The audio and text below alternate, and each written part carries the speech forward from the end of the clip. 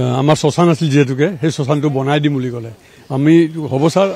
আগতে এইটো হেৰি হওক এই কামখিনি হৈ যাওক আৰু যেতিয়াকে জুবিন ক্ষেত্ৰৰ কাৰণে যদি জেগা লাগে এতিয়া যিটো গম পাইছোঁ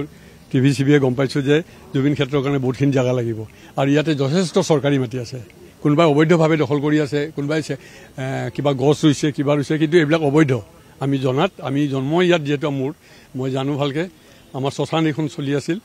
আৰু এতিয়া কথা হৈছে কি এই শ্মশানখনৰ পৰিৱৰ্তে আমাৰ এক্সিষ্টিং যিখন শ্মশান আছিল এই চুবাটোৰ কাৰণে বহুত এচেঞ্চিয়েল সেইখন আমাক লাগে সেই শ্মশানটো আমাক দিয়াৰ পিছত যিমান পাৰি ইয়াতে ৰাইজৰ কাৰণে কি জুবিন গাৰ্গৰ হেৰিৰ কাৰণে ক্ষেত্ৰৰ কাৰণে ল'ব পাৰে আমাৰ ৰাইজ সম্পূৰ্ণ সহযোগ আছে বাবে দুৰ্ভাগ্যজনক কাৰণ আমি চাওক আজি আমাৰ ডিমৰীয়া বা সোণাপুৰ ৰাজ্য চক্ৰৰ অন্তৰ্গত বহুকেইটা ৰাজহ গাঁও আজিলৈ জড়িত হোৱা নাই যাৰ বাবে আজি যুগ যুগ ধৰি বসবাস কৰি থকা আমাৰ জনজাতীয় লোকসকল বিশেষকৈ আমাৰ কাৰ্বি লোকসকলৰ ভূমি এতিয়াও মানে কি হ'ল পট্টা নাই কাৰণ সেই মাটিত যেহেতু ছাৰ্ভে হোৱা নাই তাত কোনো ধৰণৰ ম্যাদীকৰণ বা এলটমেণ্টৰ ব্যৱস্থা কৰাৰ অসুবিধাৰ সৃষ্টি হয় গতিকে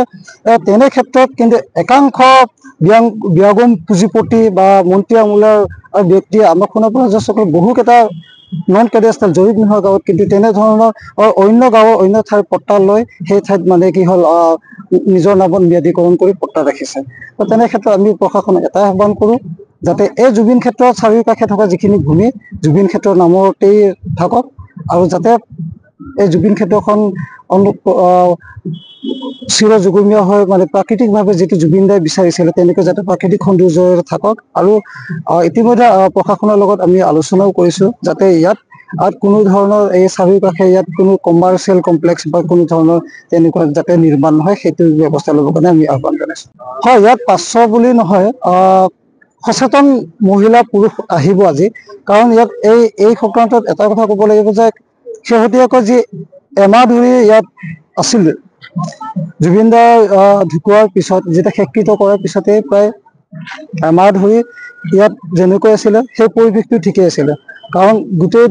দিনজোৰা নাম কীৰ্তন ৰাতি এভাগলৈ নাম কীৰ্তন হয় আৰু নিশাৰ ভাগত পুৱতি নিশালৈ ইয়াত জুবিন দাৰ গানৰ চৰ্চা হৈছিলে কোনো ধৰণৰ হাই কাজিয়া হোৱা নাছিলে কোনো ধৰণৰ অপ্ৰীতিকৰ পৰিস্থিতিৰ সৃষ্টি হোৱা নাছিলে কিন্তু শেহতীয়াকৈ দেখিবলৈ পাই আছোঁ যে আমি একাংশ ৰাজনৈতিক দলৰ নেতা আহিব ইয়াত কোনোবা নেতা পালি নেতা আহিব জিন্দাবাদ মুৰ্দাবাদ সেইবোৰতো কোনো কাৰণতে হ'ব নোৱাৰে কাৰণ ইয়াত এখন জুবিন ক্ষেত্ৰ হয় ইয়াত যদি জিন্দাবাদ হয় জুবিন গাৰ্গ জিন্দাবাদ আৰু মুৰ্দাবাদ যদি হয় সেই অপৰাধীসকল মুৰ্দাবাদ হ'ব কিন্তু তথাপিও আমি এটা আহ্বান জনাওঁ যাতে ইয়াত কোনো ৰাজনৈতিক দলৰ নেতা পালি নেতা XYZ যোনে নহওক তেখেতসকলে যাতে ইয়াত এইখন জুবিন ক্ষেত্ৰখনক ৰাজনৈতিক ক্ষেত্ৰ কৰিব নালাগে আহক অনুৰাগী হিচাপে ভালভাৱে আহক ইয়াত শ্ৰদ্ধাঞ্জলি জনাওক জুবিনদাৰ সৃষ্টিৰাজিৰ ওপৰত আলোচনা কৰক আৰু সেই সৃষ্টিৰাজি আলম্বে আৰু কিবা নতুন সৃষ্টি কৰিব পাৰে সেইটোৰ কথা ভাবক আৰু একাংশ নামত অনুৰাগী নিশা 12 বজাৰ পিছত যিটো অপ্ৰীতিকৰ পৰিস্থিতিৰ সৃষ্টি কৰে ইয়াত খাই বৈ আহি যি উদ্ভ্ৰান্তি কৰে তো সেইসকলকো আমি সকীয়াবলৈ আজি স্থানীয় ৰাইজ অহাৰ কথা আছে